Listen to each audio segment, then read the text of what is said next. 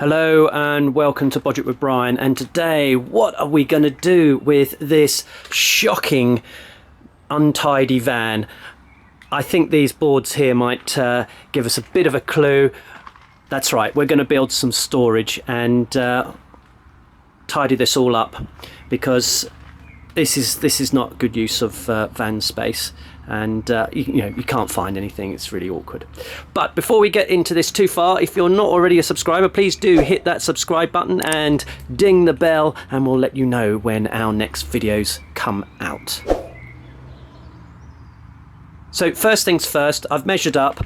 I've got to get these boards inside. We're going to make some storage shelves to go in here, and I'm going to show you what I'm thinking. This is the side door, and what I'm thinking is I never really use the side door for getting things in and out of, so why don't I build some storage in here so that when you open it, it's like opening a big tool chest. And what we'll do is we'll put some shelving up here, appropriately sized for the boxes, and some down there, and maybe some tool storage as well for some kind of track saw or something like that, which I don't own yet. But yeah, that's what I'm thinking. So yeah, maybe I can show you some plans. So very clearly this is problem number 2. There's just so much junk and rubbish in here that I think we may well need a clear out before we even get started on the van, but let's see. So I've already started to try and think about tool storage a little bit, and I think I'm probably going to be looking at these L boxes, but I really find it difficult putting non-Bosch tools in Bosch boxes. And the same, I'd have problems with putting Bosch into Makita ones. I don't really rate the Makita ones. We've got a video about that that we made previously. Yeah, not a fan. And there we are, as if by magic. We've tidied up a little bit and given ourselves some room. So the material that I've selected is this MDF. It's hopefully just thick enough to be strong, and just thin enough to be a little bit lighter, plus also it gives you this nice, very, very smooth finish. And I was very lucky to get these at about £17 a sheet, so hopefully this build will be fairly inexpensive. So here's my simple design. It's not to scale, so obviously these widths are not quite right, but it's approximate. And what I've just, oops. So my plan here is to make this just wide enough to fit an L box in this side, and on this one just wide enough to fit in a Mac pack. And on this side we're going to have some tool storage, which hopefully we can put tool things in, like spirit levels and tracks for track saws, and yeah, just things that are long. So I'm just going to redouble measure everything against the van, and then I'm going to create a cutting list and see how I can turn 3 sheets of MDF hopefully into a cabinet and not just into sawdust or scrap. Let's see how we get on. In regards to the height of each of the shelves, I'm thinking sort of 2 boxes high of any particular one of the types. Now, mainly I've got L boxes. I do have some of these nice Makita hard cases which came with the tools, which interlock, which are quite nice. And I've got a few of these Bosch boxes which all again came with the tools. We've just got the one Festool box, which to be honest is really good. And today, representing at the end here, we have I know it's badged Bosch, but it is I don't know if you can see that, a Sustainer, which is a MacPack type box, although I don't think this is fits into any of the heights of the MacPacks, so not a great representation, but it does show the width correctly. So in summary, what I'm thinking is, and these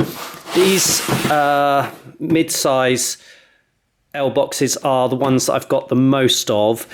So I'm thinking that one shelf should be 2 of these units high, which means that it's okay for the next size up on its own, or a mid-size and the thinnest one that they have happens to be the same height. So a little bit of wastage here, but I think this is the height of the shelves that I'm going to go. I'm going to go just a little bit taller than this so that I can have just a retaining lip at the bottom. May or may not need that, but I want to be able to just lift it up over that lip and then slide it out if I need to. But I think it will be fine just to have it without the lip. But we may also have a rail at the top to take the next shelf.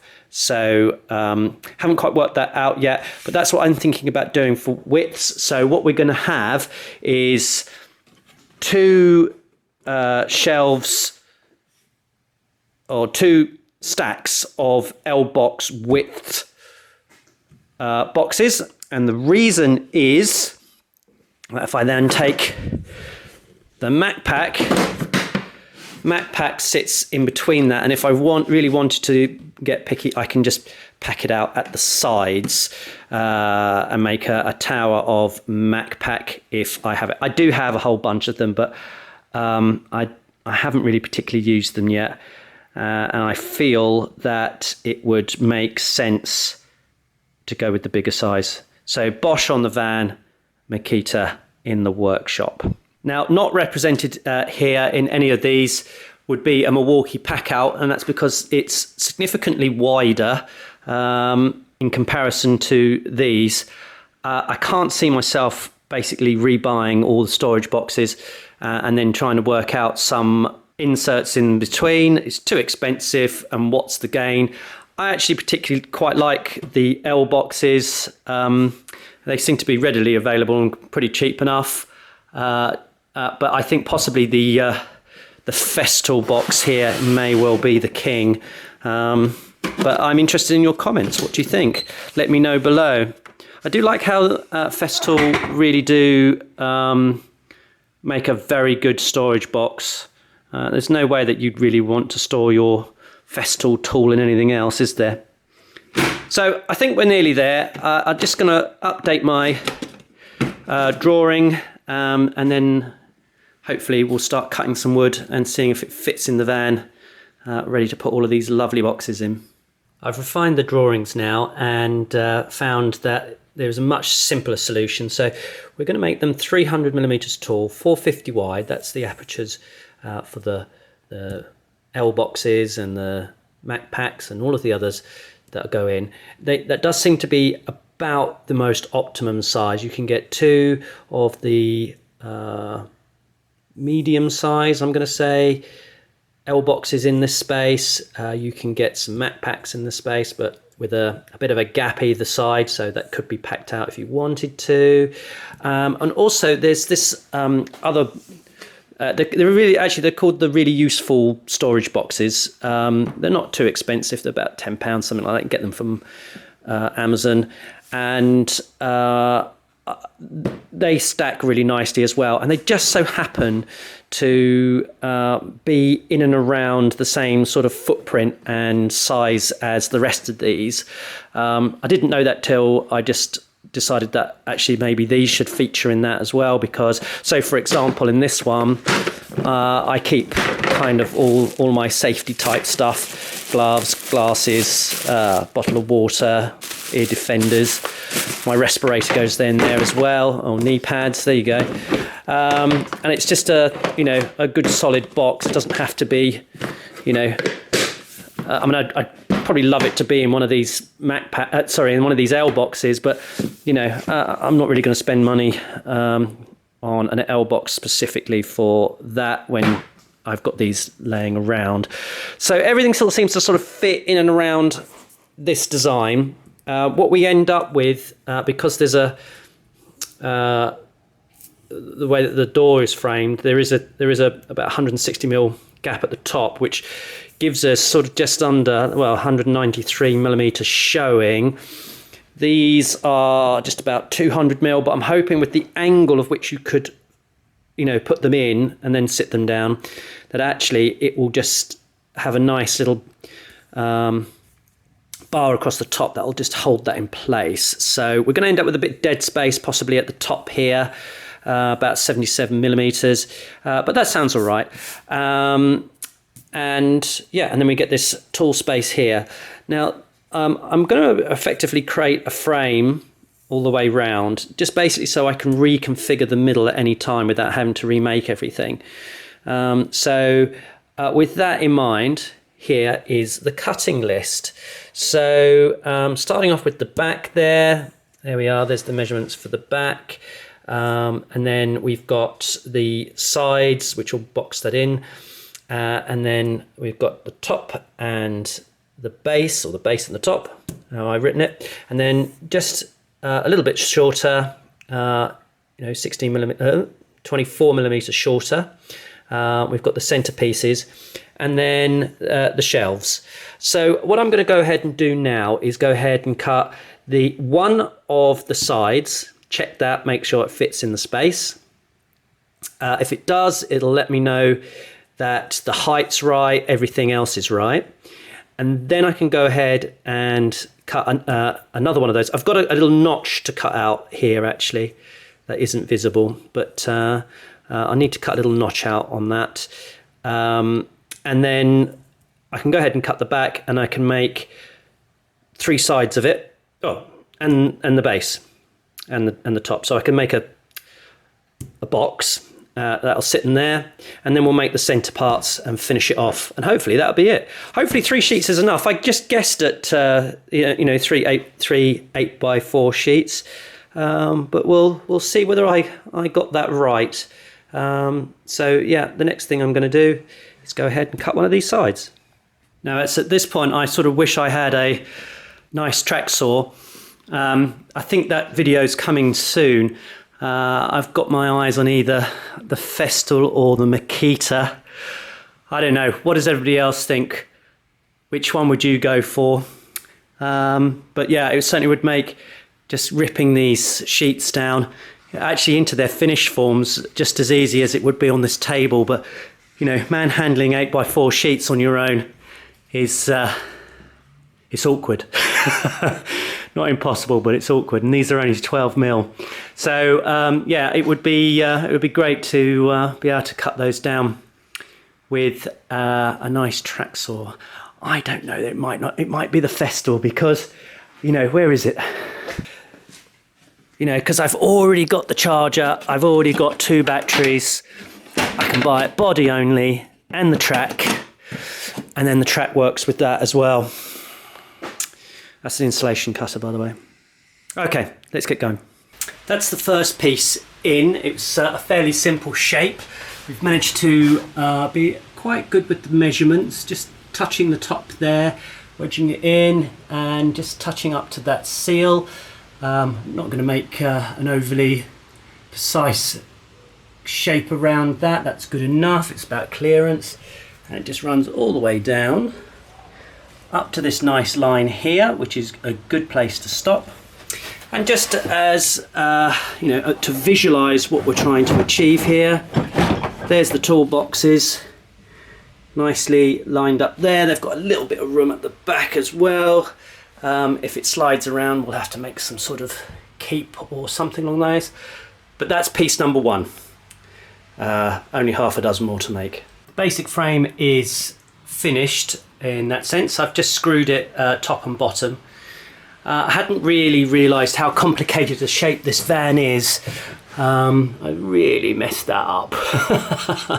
I wasn't really planning to get it to match the roof there, but equally I really wasn't expecting to get such large gaps down this side when we're doing so well on this side.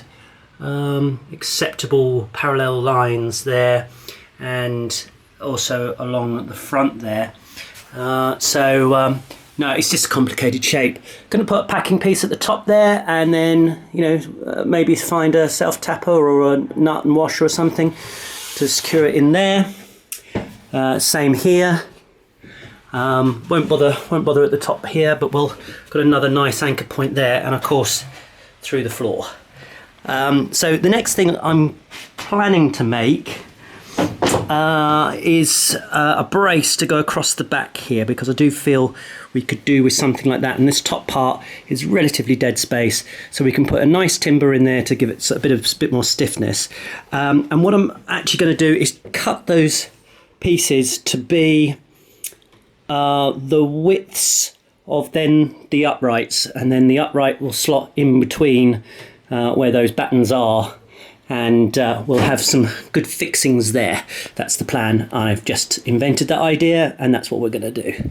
Oh, at StartRite, this table, it cuts bananas. I think I need some help tuning it up.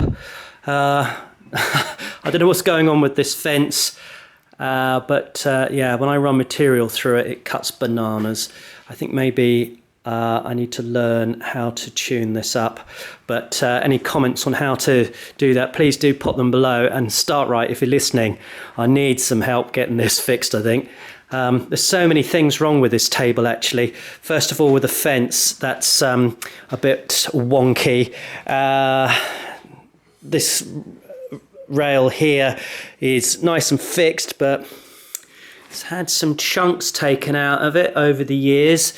And it would be nice to use this fence so that you could use the inbuilt measurement rather than what I actually do, which is put a tape on here, make a test cut, and then cut a banana. So yeah, I think this table's about ready for a major overhaul. We also might move it to the other workshop, but yeah. StartRite, if you're listening, this would be a lovely project. Okay, test fit for shelf number 1. I've just had to adjust the heights a little bit down, because we've got a little problem at the top here, so we want to be able to get things in the top. So I've only adjusted each shelf to be a little bit tighter by another 5mm, so it's 295 instead of 300mm, and I've decided to go with this type of fitting or shelving idea, really, because I'm not going to go to the trouble of doing rails, and this MDF is a bit thin. I probably could have gone with a thicker material actually for this job, for 2 reasons. It's going to be difficult just to pop a screw in that way, so I've gone with this, and then that way actually it's going to be a little bit easier if I wanted to adjust the heights later on, depending on box sizes. You know, maybe I want to have more shelves. So there we are. The really annoying thing is I haven't quite got the right screw lengths up here, and I'm just popping through, which is really shoddy workmanship on my part. So I'm just gonna see if I can find something, but yeah, I'm sure I've got some screws somewhere that will fit perfectly. But there we go. That's the initial idea. So we'll carry on building in this way. I've got a little jig, so we'll go, you know, in with the jig, in with the next shelf support, in with the shelf, and then build all the way up. And we'll do it both sides, and that's what you're going to see next. That was a nice quick job when you've got a jig and you know, pace of working. There's all the shelves in place. I haven't screwed them down yet. I've just put them in loose. I'm toying with the idea of recessing one here so that we can angle something up and into this space at the top, because we've got a bit of a height restriction here. So that may well help with a nicer opening to be able to get something in and then flip it backwards. But at the moment I'm pretty happy with what it is. I'll go ahead and finish all the screwing and fixing that now needs to be done, which again should be pretty quick, and then we'll load it up with tools and call that a job done. So it's the end of the day, and here we are with our finished result. I'm reasonably happy with it. There's some issues though. you know, something sort of notably to think about is this corner has become a dumping area already, just because I wanted to get some stuff in there. So that's a bit of a problem. I'm also kind of seeing there's quite a lot of wasted space. I don't know if you can sort of get that, but I guess this is going to be something that evolves over time. The width is right. Oh, let's have a look. Let's get the tape out. Let's remind ourselves of what that was. Oops. I think that might be, yeah, 450. So 450 is okay. You might want to go just a touch wider if your entire set of boxes are L boxes, although that is pretty good. 450 is not bad. The rest of them will sort of slop about a bit. I've got my safety stuff all in a nice box there. We might do a separate video on safety boxes. I've got some labels for that as well. Cutting this back to allow easier access for this type of box at the top. That's holding a little bit of stock there. That does work, and I might take that back a bit further. So that's what we've managed to sort of squeeze in there. I kind of feel there's going to be a follow-up video to this where we perhaps have a look to see how this evolved over time. But that's really kind of like phase one of getting this sorted. So let's see what the rest of the van looks like now. It's a vast improvement to how it was. You can see the floor now, which is good. I've still got a bit of stock at the back. Most of that's going tomorrow. But these are the items that I didn't manage to sort of fit in the racking, which I would have liked to have gotten in. And I think I still can if I change the heights of the shelves and jiggle things around a bit. This box actually turned out to be the tallest, and although I reduced it down from 300 heights down to 295, that would have just squeezed in at 300. So I clearly had a process or a thought about why I wanted 300. That was the tallest box. Yeah, I'm not sure about this tote. I think maybe I need to organise just my general tools maybe slightly differently, and maybe they will all end up neatly packed in a L box. So yeah, Shadow Foam, if you're watching this, you're not. Maybe there's a video that we could do together. Yeah, and then the laser and the extension cord, well, you know, that's happily in the back of the van anyway. Not too bad. I think what we're also looking at is maybe some racking to go along inside, maybe some bins, something like that, and then maybe these items will just go into that, and you know, that will work out perfectly fine. So we'll have two different areas to store tools. One of the benefits of taking ages to make videos is you get to see an update at the end. So here we are. This is what ended up happening. I ended up putting some small boxes at the top, which has worked out fine. There is a gap, as I was saying, so there's plenty of room. Oops, plenty of room above. And then the L boxes have been stacked nicely. They worked. Now actually some of my L boxes are actually on site and they normally live here, but that's been totally successful. These Bosch boxes, they're going. I actually bought some W boxes to put those tools in, but in actual fact all of the Bosch stuff is going, and I'm going to be replacing it all with Makita, but it's not going to be in Makita boxes. I don't know what boxes they'll be in. Yep, but as we all know, the Makita boxes are rubbish, and you know, why on earth would you? The tough built ones are catching my eye at the moment, but we'll see. And then separated here, I've got what is effectively an overflow of electrician's tools. So let's have a look at that. So in there, I'll have a little bit of stock. So I've got my torque screw. Oh no, that's the ferrule bit tool.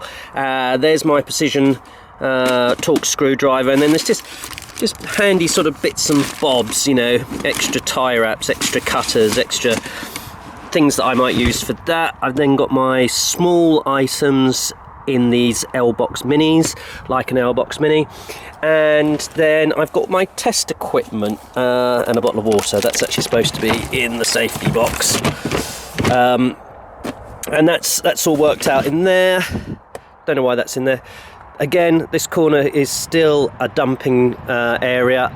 There's definitely more to do, but the rest of it has generally worked out pretty well. What hasn't worked out? So the material, as you can see, it gets a little bit damp, and it's been sagging. So probably went a little bit too thin and cheap on the material. I mean, it's holding up, but you know, it's needed a bit of repair here and there. But you know, you're looking at probably maybe a year and a half, maybe 2 years even life out of it, and that's what's happened. Again, I've been warned by other carpenters that I really should have used a hardwood or something of that description for the shelf parts, because this is what's going to happen. But all in all, success, and that's what it looks like. All right, what does the back look like? This is what we were trying to fix. What does the inside look like? So again, totally unfiltered. I haven't tidied up. I haven't done anything. I've had to make some changes though. So I put an extra cabinet inside, and what you see here is, again, fairly simple, fairly rough continuation of using some MDF to create effectively some shelves. This time I went slightly different in that instead of trying to fit particular things in place, I just went for just some open shelves with some retaining parts,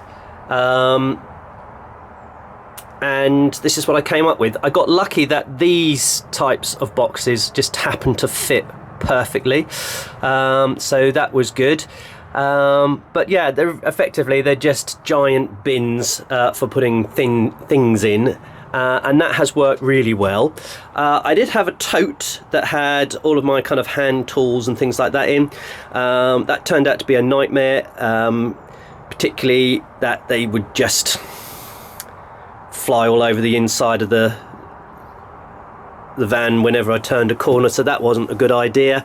And I've also added this kind of very rough hook arrangement at the moment, but I'm thinking I'm going to put just a piece across here, a little container to contain this, my sprayer, which I do use a lot, which would be handy just to stop that from tipping over and spilling weed killer everywhere.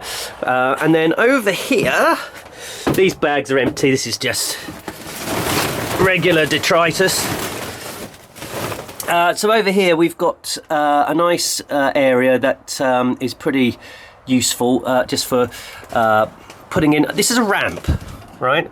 So and a step ladder, and I use this with the ramp, and obviously this ratchet strap keeps all that from falling over, but the ratchet strap's also used for when I put the ramp on.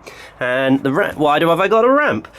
Because the ride-on lawnmower fits perfectly in here. It's a little bit like the Italian job. You don't take a run at it, but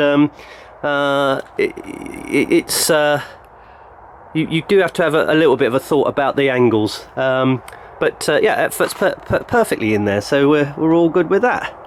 So I just thought I'd do a quick update on how we got to it. That's how that worked out, which I'm very pleased with, and it works.